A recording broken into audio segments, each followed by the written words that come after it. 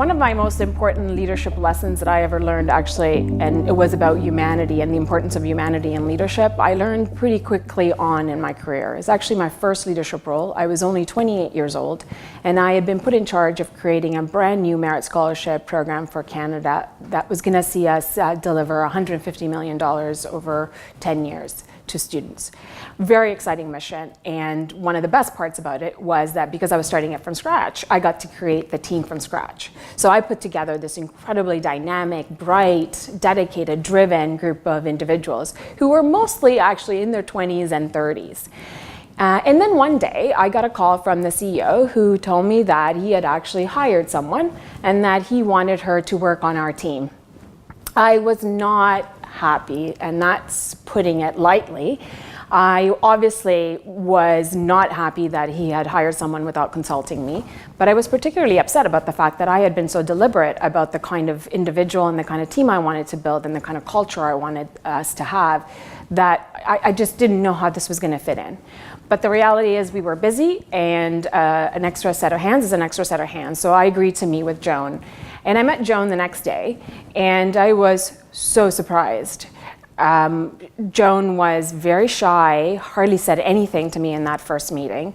And on top of that, she was in her 60s and had never actually had a professional, any professional experience. She had never worked outside her family home. And then she started working with us, and in that first week, what I thought was going to be difficult, a difficult transition, actually started feeling really impossible, because I discovered that Joan, for example, never turned on a computer. And the frustration started building for myself and for our team, because every single task that I was thinking of giving her and that I tried to give her turned out to be actually a lot more work for the rest of the team.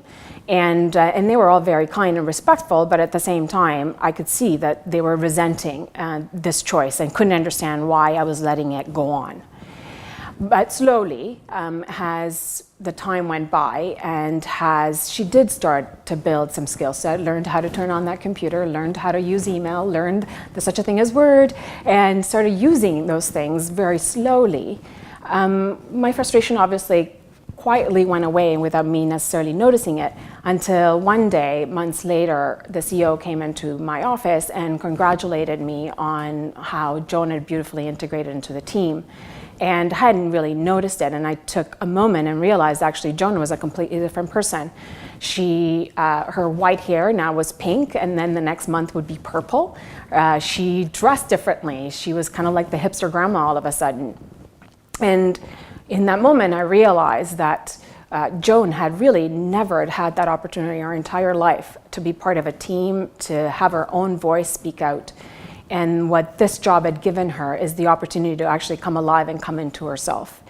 And so what I learned really was, and what Joan really gave me, was the opportunity to understand that as a leader, my job is not simply to put together a team to execute a plan to precision, but it's actually to provide an environment where each other's humanity is really deeply respected, and to provide a working environment where people's potential is fully realized, where they feel really highly productive and part of something that's bigger than themselves. And that is an incredible privilege to have as a leader, and something that I think I will forever be thankful to Joan for.